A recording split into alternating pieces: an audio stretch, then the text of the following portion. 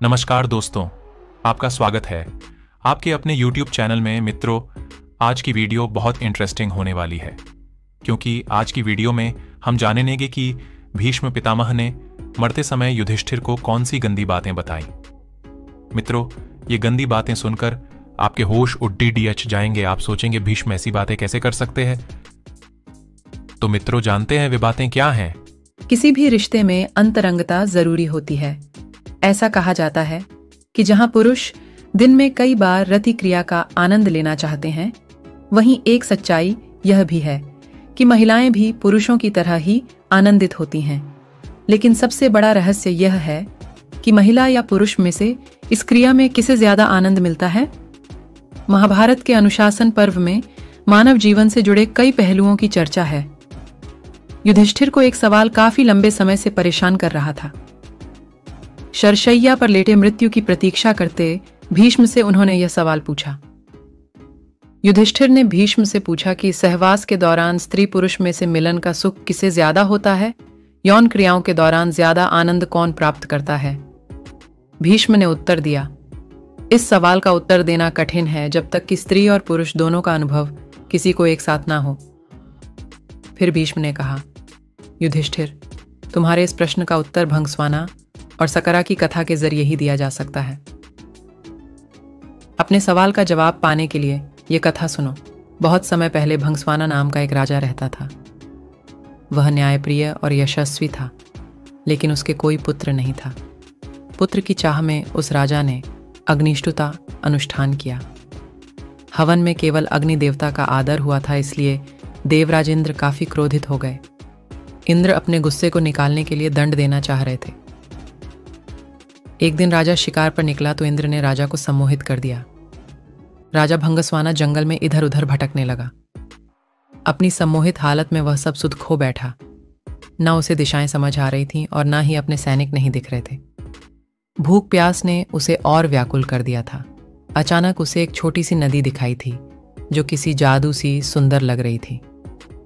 राजा उस नदी की तरफ बढ़ा और पहले उसने अपने घोड़े को पानी पिलाया, फिर खुद पिया। जैसे ही राजा नदी के अंदर प्रवेश की, पानी पिया, उसने देखा कि वह बदल रहा है। धीरे धीरे वह एक स्त्री में बदल गया। शर्म से बोझल वह राजा जोर जोर से विलाप करने लगा।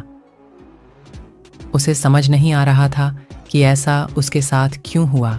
राजा भंगस्वाना सोचने लगा, हे प्रभु, आदमी से औरत बन जाने के बाद मैं राज्य की जनता को क्या मुंह दिखाऊंगा।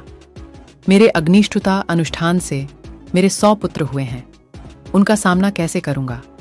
क्या कहूंगा मेरी रानी, महारानी जो मेरी प्रतीक्षा कर रही हैं, उनसे कैसे मिलूंगा। मेरे पौरुष के साथ साथ मेरा राजपाट सब चला जाएगा। ऐसा कहकर वह राजा जंगल की तरफ प्रस्थान कर गया।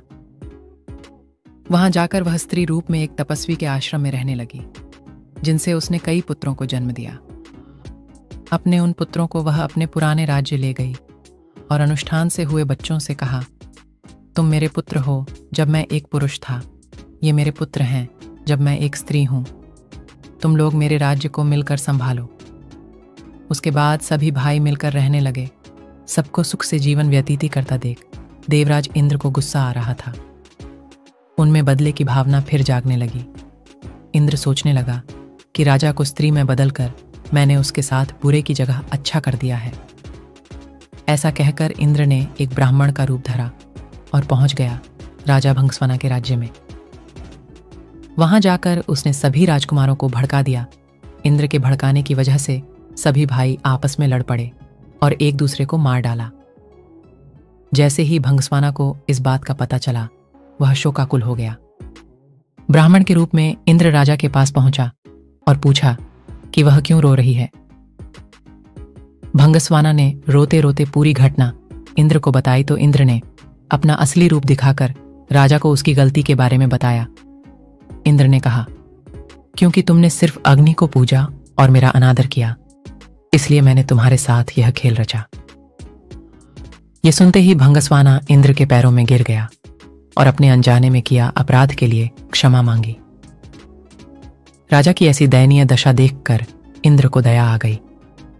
इंद्र ने राजा को माफ करते हुए अपने पुत्रों को जीवित करवाने का वरदान दिया इंद्र बोले, हे स्त्री रूपी राजन, अपने बच्चों में से किन्हीं एक को जीवित कर लो। भंगस्वाना ने इंद्र से कहा, अगर ऐसी ही बात है तो मेरे उन पुत्रों को जीवित कर दो जिन्हें मैंने स्त्री की तरह पैदा किया है। इंद्र हैरान हो गए। ने इसका कारण पूछा तो राजा ने जवाब दिया, हे इंद्र, एक स्त्री का प्रेम एक पुरुष के प्रेम से बहुत अधिक होता है। इसीलिए मैं अपनी कोख से जन्मे बालकों का जीवन दान मांगती हूं। राजा के सभी पुत्रों को जीवित कर दिया। उसके बाद इंद्र ने राजा को दोबारा पुरुष रूप देने की बात की। इंद्र बोले, तुमसे खुश होकर हे भंगस्वाना, मैं तुम्हें वापस पुरुष बनाना चाहता हूं। पर राजा ने साफ मना कर दिया। स्त्री रूपी भंगस्वाना बोला, हे देवराज इंद्र, मैं स्त्री रूप में ही खुश हूं और स्त्री ही रहना चाहता हूं। यह सुनकर इंद्र उत्सुक हो गए और पूछ बैठे कि राजन, क्या तुम आपस पुरुष बनकर अपना राजपाट नहीं संभालना चाहते? भंगस्वाना बोला, क्योंकि संयोग के समय स्त्री को पुरुष से कई गुना ज्यादा आनंद, तृप्ति और सुख मिलता है, इसलिए मैं स्त्री ही रहना चाहूंगा। इंद्र ने तथास्तु कहा और वहां से प्रस्थान किया। भीष्म बोले, हे युधिष्ठिर, यह बात स्पष्ट है कि स्त्री को संबंधों के समय पुरुष से ज्यादा सुख मिलता है और स्त्री पुरुष से कई गुना संवेदनशील होती हैं। हालांकि इस विषय पर वैज्ञानिकों के बीच मतभेद हैं, क्योंकि आनंद को परिभाषित करना बहुत ही मुश्किल है। मानवीय कल्पना बहुत ही जटिल होती है और सेक्सुअल रिलेशन की तस्वीर तो और भी धुंधली है। कुछ लोग जिन्होंने कभी स्त्री के शरीर को ही नहीं देखा, वे केवल उसकी एड़ी को देखकर भी उत्तेजित हो सकते हैं। वहीं दक्षिणी अमेरिका में बीच में पला बढ़ा शख्स है और उसे हजारों लड़के और लड़कियों को बिकिनी में देखा है। उसकी प्रतिक्रिया बिल्कुल अलग होगी। पुरुष से स्त्री ट्रांससेक्सुअल और स्त्री से पुरुष ट्रांससेक्सुअल पर की गई स्टडीज से अलग अलग निष्कर्ष निकाले गए। न्यूरोबायोलॉजिकल स्टडीज से पता चलता है कि पुरुषों को यौन क्रिया के दौरान आनंद तेजी से मिलता होता है, जबकि महिलाओं का आनंद धीमी गति वाला होता है। इसीलिए कई बार पुरुष अपर्याप्त आनंद महसूस करते हैं। कुछ मानव विज्ञानियों का कहना है कि शायद इसी वजह से पितृसत्तात्मक समाज की स्थापना हुई होगी।